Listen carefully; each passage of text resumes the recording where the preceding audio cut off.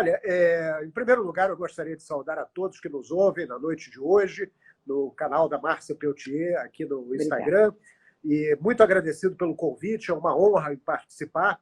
E, como eu ia dizendo, a guerra traz para nós aqui um convite para um jantar que é muito caro para todos e, ao mesmo tempo, ainda que muito caro, ele atinge mesmo aqueles que não participam desse jantar. Aqueles que não estão à mesa jantando também pagam por ele. Eu costumo dizer isso porque a guerra ela não é cara só para aqueles que participam diretamente dela. Tanto russos quanto ucranianos sofrem com a guerra, os soldados russos, evidentemente, os ucranianos, a população civil e soldados, mas há custos de guerra, evidente, para os dois lados participantes, mas há custos que vão além daqueles diretos da guerra. São custos que são, na realidade, divididos por todos nós, inclusive nós aqui no Brasil, que não temos nada a ver diretamente com essa guerra, mas pagamos também uma parte dessa conta, desse jantar para o qual não fomos convidados. Isso não é privilégio nosso, é para todos os países do mundo, cada um de acordo com o seu relacionamento econômico, financeiro, com os países que estão em guerra. Márcio, é uma conta muito alta, realmente. E a conta que chega aqui para os brasileiros, né, que sem falar no sofrimento que a gente assiste todo dia na televisão, é a conta que a gente está vendo, por exemplo, na gasolina, né? Eu queria que você falasse, porque a gente sabe que o Brasil poderia ser autossuficiente de gasolina, mas não é, né, de combustível. Importa pouco até da Rússia, mas mesmo assim está tendo um impacto. Por que isso está acontecendo? Olha, na realidade, o que acontece é o seguinte: nós temos uma política de ajustes de preços, né, interna, que segue a paridade dos preços internacionais. Como a Rússia é um dos principais países produtores de petróleo do mundo, um dos maiores produtores, o que acaba acontecendo é que, diante dos riscos da guerra e das dificuldades da própria guerra em relação à venda do produto, né, do produto russo, e em função principalmente das sanções, dos embargos que foram colocados, basta isso para os agentes de mercado entenderem que há uma dificuldade no acesso a um grande fornecedor.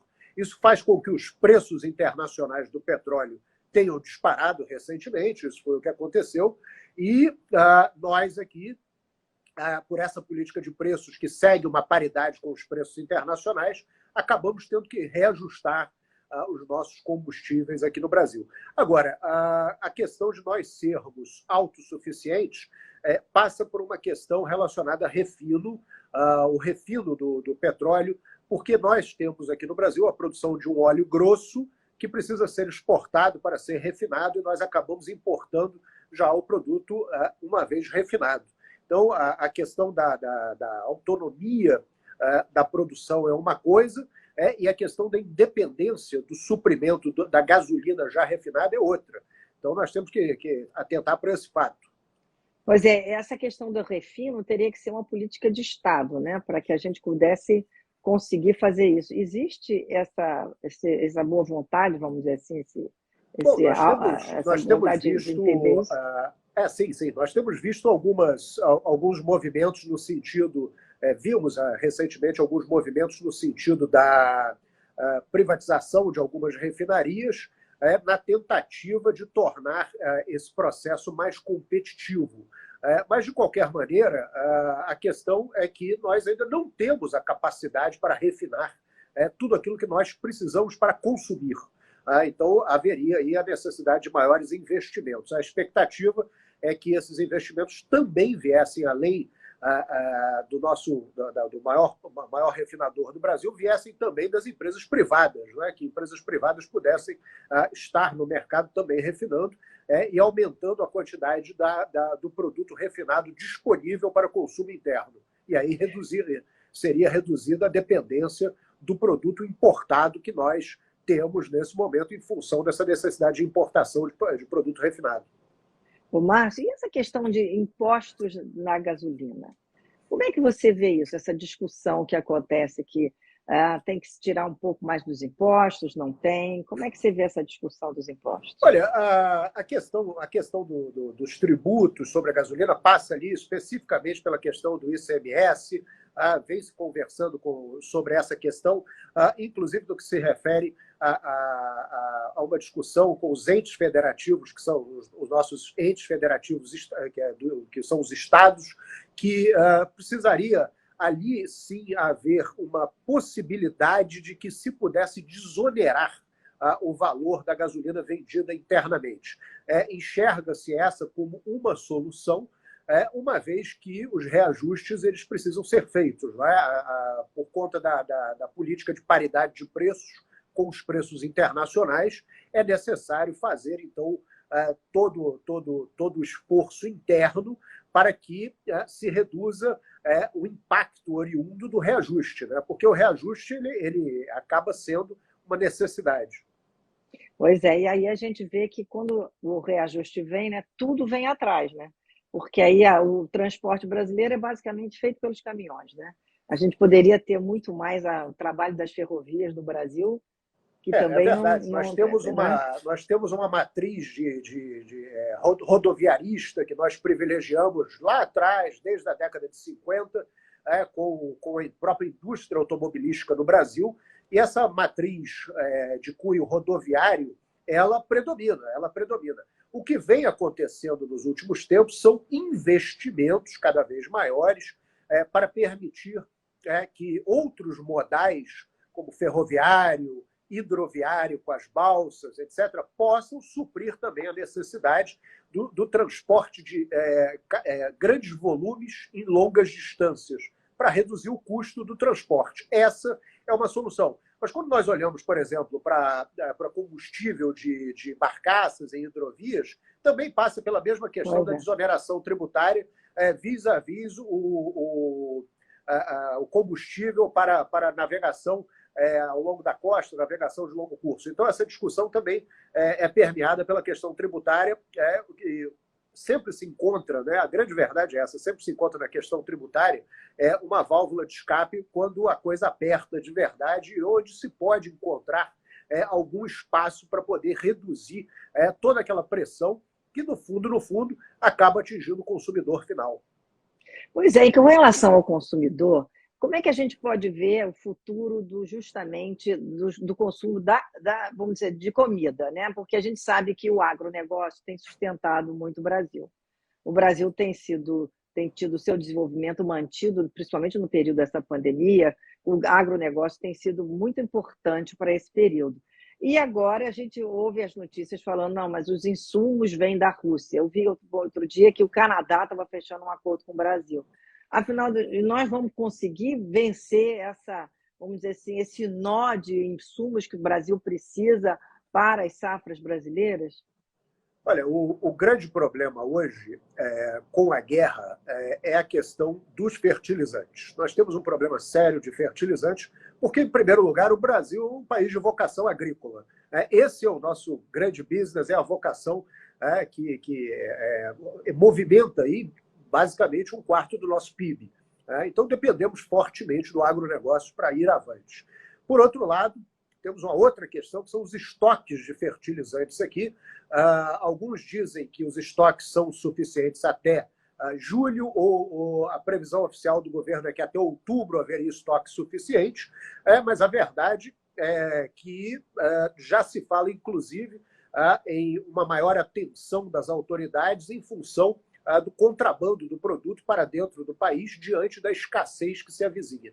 Nesse caso, a escassez interna dos nossos estoques.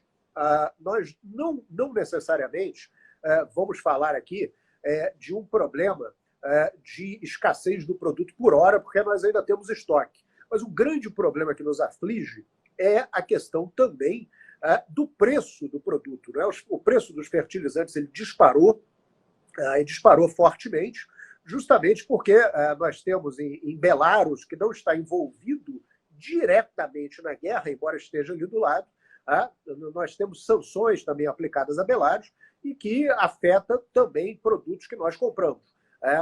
A mesma coisa com a Rússia, que uma vez que esteja sofrendo sanções, inclusive financeiras, desligada do sistema SWIFT, para a questão de pagamentos internacionais, isso também afeta os negócios.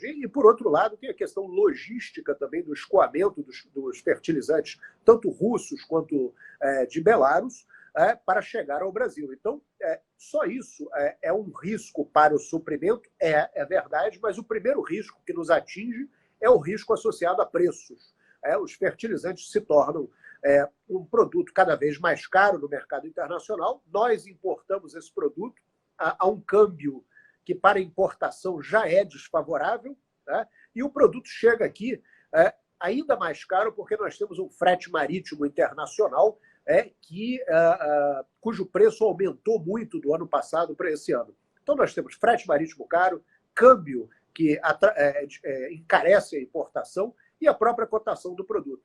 Esse produto é usado nas lavouras de soja, milho, cana-de-açúcar, algodão e por aí vai. Então, o que vai acontecer? Na medida em que você tem um insumo mais caro, que está mais raro, não é?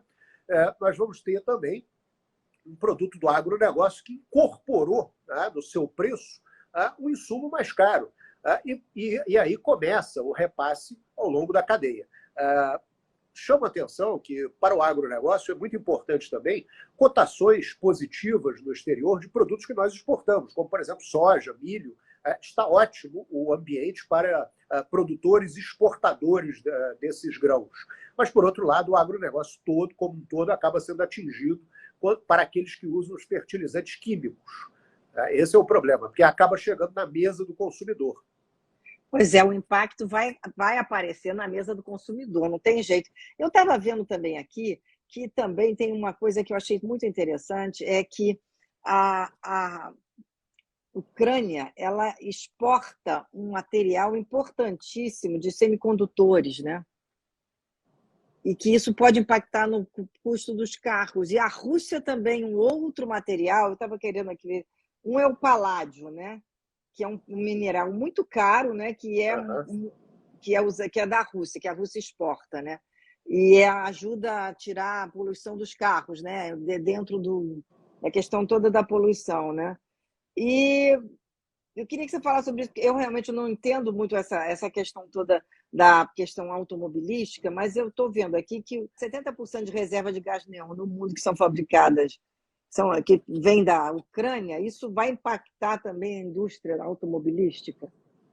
Olha, o que acontece é o seguinte, tanto Rússia quanto Ucrânia não estão entre os principais parceiros comerciais do Brasil, entre os 10 primeiros eles não se encontram. Mas o que acontece é que tudo aquilo que vem daqueles países acaba ficando caro para todos, não é só para o Brasil, acaba ficando caro para todos. E é a isso que eu me referia no início da nossa conversa aqui, quando eu ia dizendo que é um jantar que é caro para todos, inclusive para aqueles que não foram convidados a participar à mesa. Commodities agrícolas, como nós estávamos falando há pouco, commodities energéticas, como nós falamos no início, com a questão do petróleo, e commodities minerais também. Como você ia dizendo agora, a questão do paládio, por exemplo. A Rússia, por exemplo, é produtora de paládio, é produtora de níquel, e novamente, diante do risco, primeiros riscos logísticos para o escoamento, porque mesmo que continue a produção, o risco para fazer a venda muitas vezes não é arcado por seguradoras ou por transportadores. A questão dos pagamentos internacionais também não se processa, e aí a questão relacionada à escassez desses produtos, ela se distribui na cadeia para onde esses produtos são utilizados. E aí nós temos, com o paládio, por exemplo, componentes para automóveis, e a mesma questão associada, por exemplo, que você ia dizendo, aos semicondutores. Só que a questão dos semicondutores, ela antecede a guerra. Há alguns problemas aí que antecedem a guerra.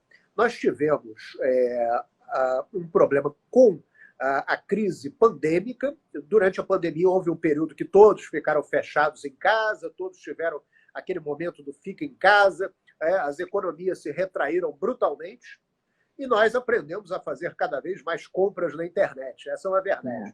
E essas compras digitais que nós fizemos, elas sobrecarregaram a economia produtiva, que não conseguiu dar vazão de uma hora para outra a essa demanda que se acelerou, principalmente depois do fim do momento mais difícil da pandemia. Então, uma economia produtiva que não dá conta de atender os mercados consumidores, ela fica a desejar nas entregas. E essas entregas acabam tendo um problema também, porque sobrecarrega 95% do comércio exterior mundial é feito em navios. E essa demanda aquecida ela sobrecarrega o transporte, o frete marítimo internacional, que se torna mais caro, não só o transporte de contêineres, mas outros tipos de transporte também, com em porão de navio, por exemplo, tudo vai ficando mais caro. Haverá, por conta de fechamento de portos lá na China, com a política de tolerância zero para a questão da Covid, fechamento de portos provoca fila de navios, provoca atraso nos embarques, provoca, inclusive, cancelamento de embarques. Então, todo o sistema de transporte marítimo internacional se tornou um tanto quanto caótico desde o reaquecimento da economia pós período mais intenso da pandemia. Então, isso tornou tudo mais difícil. E os semicondutores eles entram nesse processo com essa dificuldade de fornecimento, atingindo duramente a indústria automobilística que precisa desses componentes. Paládio é usado, níquel é usado. Então, todos os produtos que não só estão mais caros, mas também ameaçam faltar para os usuários principais, para as indústrias que os utilizam, faz com que produtos finais que utilizam esses componentes ou metais precisarão deles e poderão faltar aos consumidores finais na medida em que nós não vemos ali uma possibilidade de produção atendendo a demanda. A demanda ela se sobrepôs à oferta de mercado. Isso, inclusive, nós vemos aqui, por exemplo, voltando à questão do agronegócio brasileiro, nas máquinas agrícolas. Por falta de peças, muitas encomendas não são atendidas a tempo. Há atrasos nas encomendas. Então, nós vemos isso.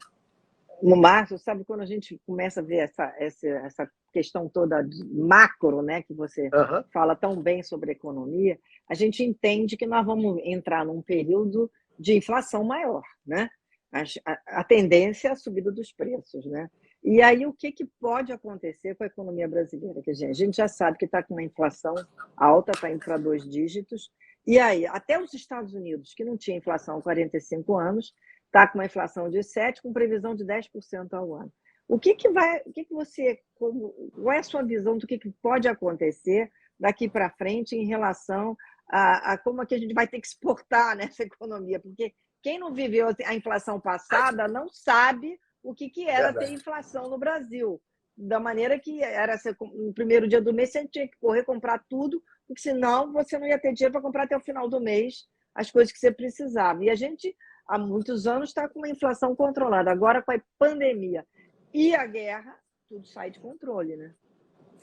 Olha, assim, nós tínhamos um problema interno aqui com o nosso agronegócio, que já vinha se pronunciando desde o final do ano passado, que é a questão da seca intensa num grande estado produtor do agronegócio brasileiro, principalmente com soja, que é o Rio Grande do Sul. A seca muito intensa do Rio Grande do Sul fez os produtores acionarem os seus seguros rurais, que é uma mostra ali de que a questão da safra, que é uma frustração, uma enorme frustração, fez com que o produto interno bruto do país tivesse ali o indicativo de que poderá se contrair em função disso, com corte de safra. O mesmo também se refere à questão de chuvas irregulares, como nós vimos na Bahia, no começo desse ano, em algumas cidades, ou até no Sudeste, com chuvas muito intensas. Então, tudo isso representa quebra de safra, produtos naturalmente mais caros para o fornecimento do mercado interno. Então, nós já vimos carregando alguma inflação do agronegócio aqui dentro. E aí, o que acontece com a guerra é que nós acabamos importando inflação para cá, com fertilizantes mais caros, com a questão da paridade do preço dos combustíveis, com a questão, por exemplo, dos metais que estão mais caros ou produtos que são utilizados a partir, como paládio, por exemplo, para componentes de automóveis. E nós temos aí essa questão da importação. o trigo, por exemplo, que se torna mais caro, nós importamos 60% do trigo que consumimos, tudo isso vai se somando a um problema de intempéries climáticas internas, fazendo com que nós tenhamos aí uma inflação cada vez maior. E o que é essa inflação? Inflação, uma definição muito simples, seria ali o aumento dos preços ao longo do tempo, mas, na realidade, para nós, consumidores, entendermos melhor que é o que interessa, nós podemos perceber uma coisa. Isso representa a corrosão do poder de compra do trabalhador. Com o mesmo salário, você compra a cada dia que passa menos do mesmo produto. Ou seja, o seu salário está ali, imagine R$ 1.000, e você, a cada dia que passa, com aqueles mesmos R$ 1.000, você vai comprar cada vez menos daquilo que você já vem consumindo sempre. Por quê? Porque o preço do produto está ficando cada vez mais caro. Então, isso é natural. E aí, a sua pergunta, como é que nós temos que nos preparar, né, em relação a esse momento? Uma coisa que nós temos visto é o seguinte, qual é a reação da autoridade monetária face a este processo inflacionário que se mostra já bastante presente, primeiro por conta dos problemas de intempéries climáticas, mas também por questões dessa importação de preços mais altos. Bom, a autoridade monetária aí vem aumentando os juros, a taxa Selic, né, a taxa de referência da economia. E quando isso acontece, isso nos atinge diretamente. Nos atinge diretamente porque existe aí um desincentivo ao consumo, na medida em que a tendência é que a taxa Selic, servindo de referência, ela seja repassada às taxas de mercado, então tudo fica mais caro. O crédito, os financiamentos ficarão mais caros, um crediário ficará mais caro, qualquer carnê que você vai fazer vai ficar mais caro, um automóvel financiado vai ficar mais caro. Então, a tendência é que você tenha aí um movimento que desincentive o consumo face a esses juros mais altos, com uma tendencial de aumento para tentar conter esse aumento de preços, né? Uma vez que nós temos aí uma tentativa de meta de inflação que deverá ser, ou espera-se que seja corrigida para ser mantida. Então, essa é a questão dos juros. Mas, por outro lado, a notícia boa é que os juros maiores também podem representar para nós uma coisa muito interessante, que é uma melhor remuneração do nosso dinheiro quando nós fazemos as aplicações, né?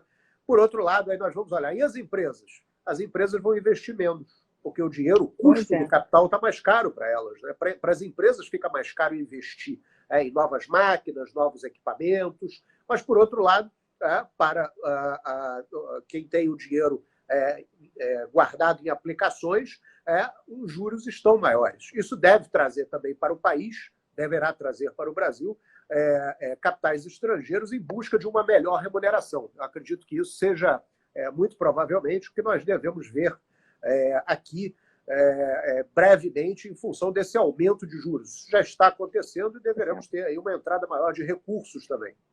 E também a gente pensa no mercado imobiliário que o juro estava muito baixo, as pessoas estavam muito animadas e comprando suas casas, né, de vários níveis, inclusive pessoas que estavam começando a vida. Isso também você acha que vai mudar o mercado imobiliário?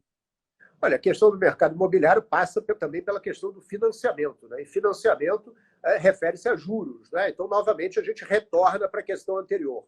Por outro lado, a questão de imóveis comerciais, pelo menos aqui na cidade do Rio de Janeiro, ela deixa ali um rol de oportunidades bastante interessante para aqueles que têm interesse em escritórios, para empresas e imóveis comerciais, porque o que acontece é que nós temos, no final das contas, por conta da pandemia, um centro da cidade aqui do Rio de Janeiro, e para quem não sabe, a cidade do Rio de Janeiro, quando eu me refiro a centro, é a região onde a cidade surgiu, é a região que cresceu inicialmente, da qual a cidade se expandiu, e é onde está concentrada a maior parte dos imóveis comerciais. E como nós tivemos aquele movimento do fica em casa durante a pandemia, muitas empresas fecharam seus imóveis, devolveram seus imóveis alugados durante a pandemia, porque não os estavam utilizando, muitas vezes pagando aluguéis caríssimos, devolveram os imóveis, e hoje, no centro da cidade do Rio de Janeiro, nós encontramos muitas vezes imóveis, prédios inteiros vazios ou quase vazios, ou seja, uma oferta bastante interessante que poderá indicar aí preços bastante interessantes para aqueles que querem adquirir ou alugar imóveis. Ô, comercial. Márcio, ô, Márcio, e as eleições? De que maneira você vê isso impactando a economia? A gente vai para eleições presidenciais. Esse é um ano que, principalmente a partir do segundo semestre, que já se aproxima, falta pouco, né? Faltam aí 3 meses para a gente entrar no segundo semestre para valer e a corrida eleitoral ganhar formato. Tá? Esse formato, ele para os agentes de mercado, sempre um indicativo daquilo que pode nos atingir. Tá? Por quê? Porque nós temos ali uma coisa que é muito sensível para os agentes de mercado, que se chama câmbio. Tá? E o câmbio, ele responde com uma dupla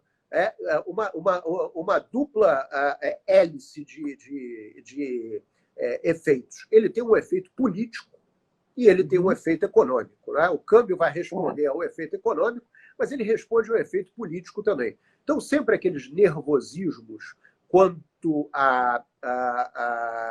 aquilo que está por vir e que nunca se sabe, nunca se tem certeza, deixa a vertente política desse câmbio bastante nervosa e é o que muitas vezes pode influenciar o câmbio, tornando a questão da paridade das moedas aí uma oscilação que pode deixar atingir importadores, exportadores, mas também, no final das contas, pode melhorar ou piorar a questão da relação de preços. Porque nós temos muita coisa importada aqui, como eu falei, o trigo importado, o petróleo importado. Né? Então, muitas vezes o câmbio, a desvalorização do dólar, por exemplo, pode afetar ali o perfil daquela piora que nós estávamos vendo em relação à questão do produto importado vis-à-vis a necessidade de correção de preços.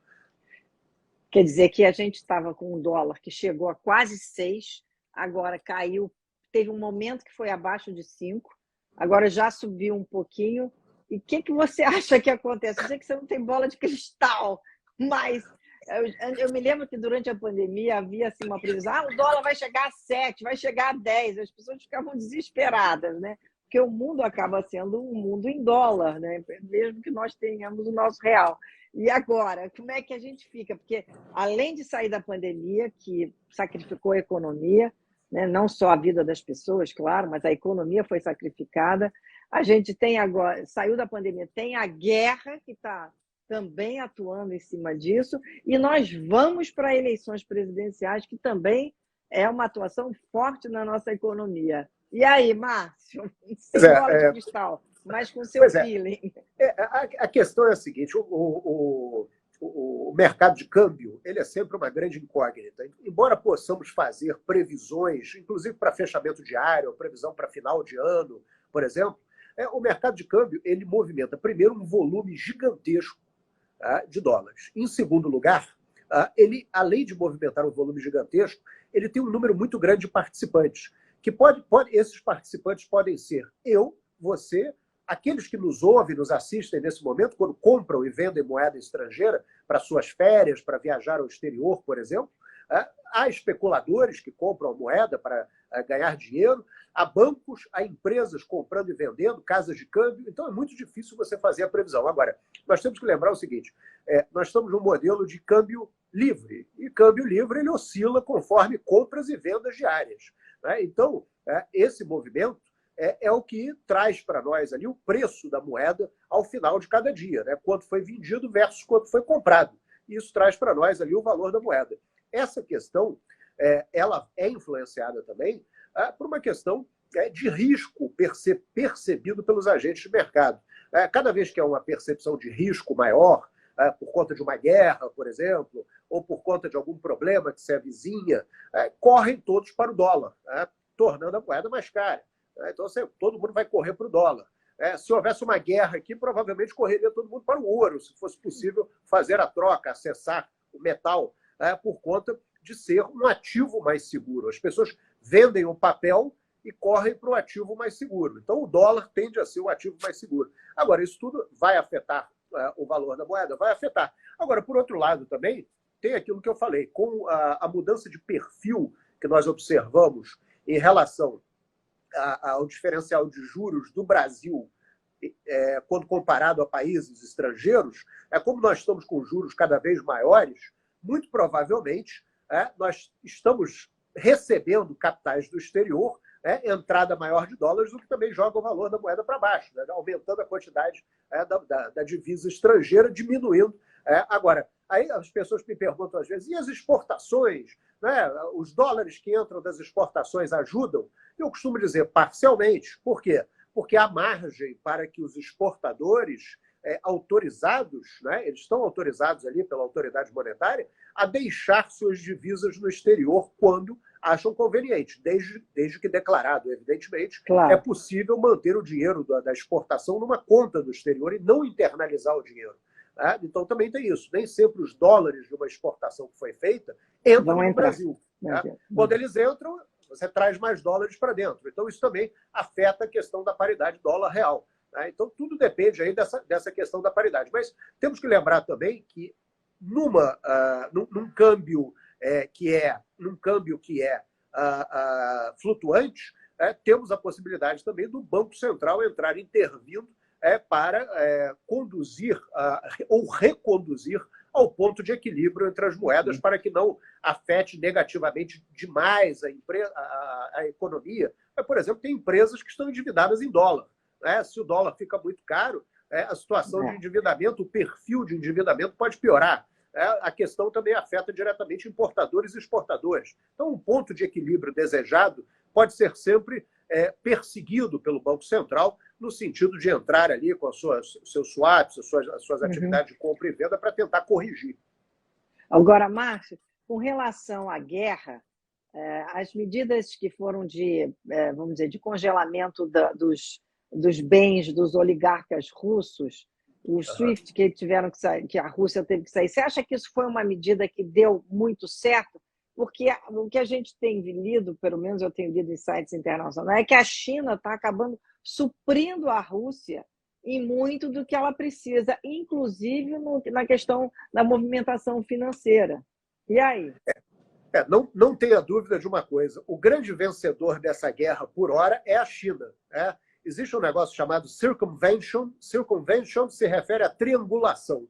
Né? E não tenha dúvidas de que a Rússia está fazendo muita triangulação com a China. Embora a gente veja algumas coisas interessantes. O governo chinês, politicamente, ele se alinha ao governo russo como país aliado, mas se nós olharmos recentemente, houve um movimento de alguns bancos chineses, foram poucos bancos, mas bancos grandes, expressivos, que suspenderam a disponibilidade de cartas de crédito ligadas a commodities russas, como uma forma de imputar à Rússia alguma coisa ali daquele movimento global de sanção, de cancelamento, de boicote.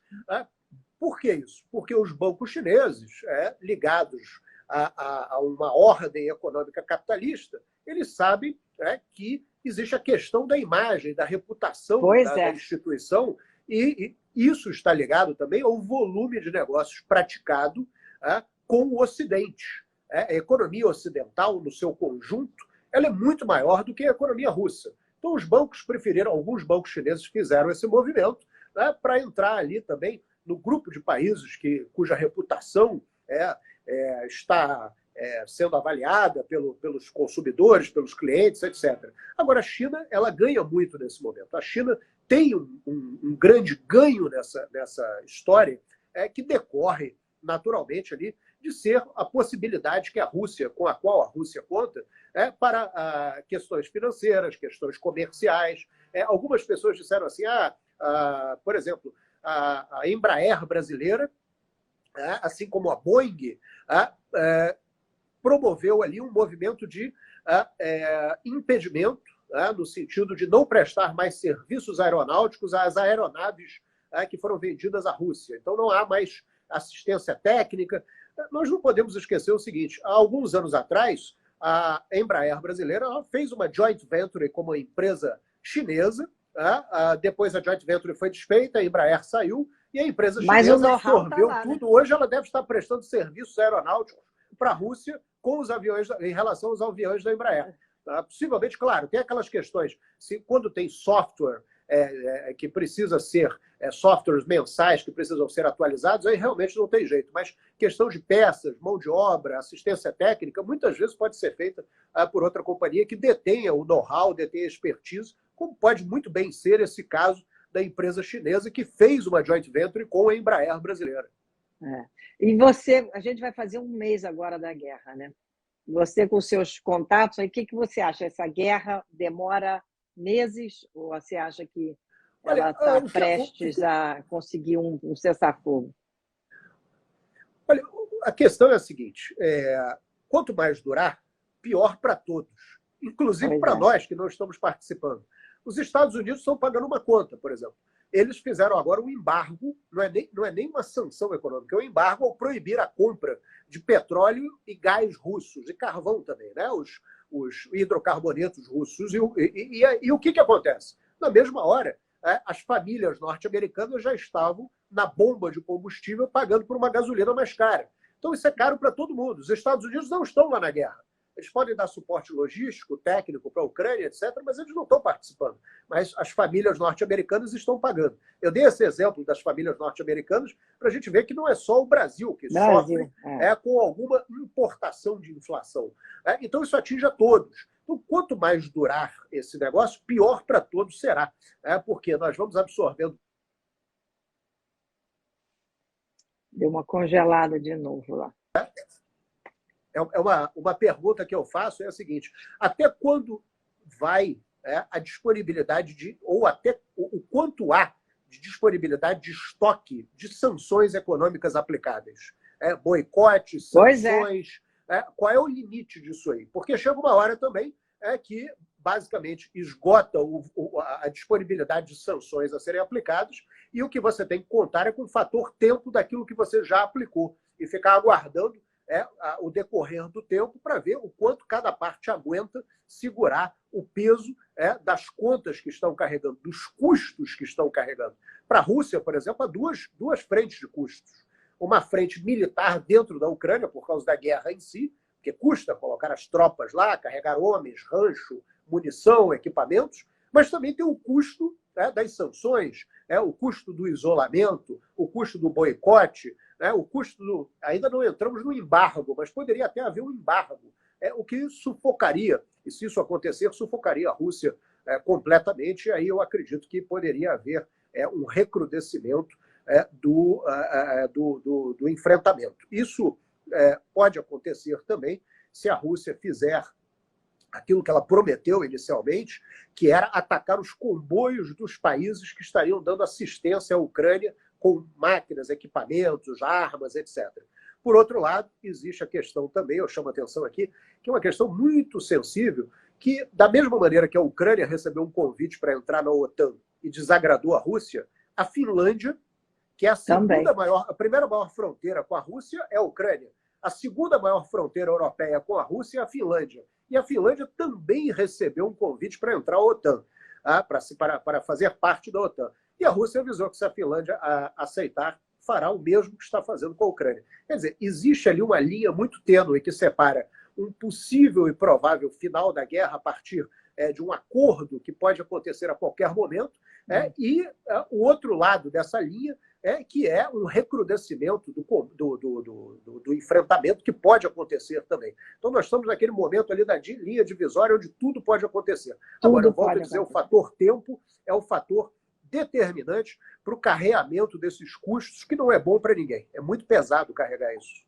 Pois é. Olha, Márcio, eu quero agradecer muito aqui a sua live. Foi ótimo, você esclareceu, foi muito importante a gente ter essa visão macro da economia brasileira dentro desse contexto da guerra, né, de todas as implicações, né, que isso é uma influência que vem de fora, né, não é um problema nosso, é um problema de fora que afeta a nossa economia.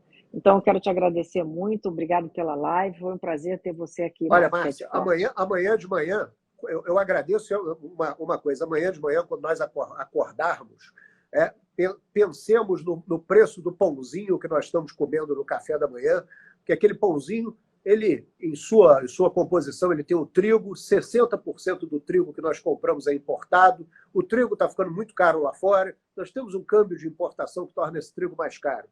Na hora que nós fomos tomar um leite no café da manhã, pensemos na mesma coisa, porque o leite vem da vaca e as carnes tendem a ficar mais caras, assim como carne suína, carne de frango, que compram, que se utilizam de rações animais como milho, soja, etc. Tudo isso vai tornar as carnes mais caras na cadeia de produção de proteínas animais. Então, nós estamos pagando tudo isso, é o preço da guerra que chega indistintamente para todos nós. Todos nós pagamos. É aquilo que eu disse, como eu comecei essa conversa hoje, essa agradável conversa que nós tivemos na noite de hoje.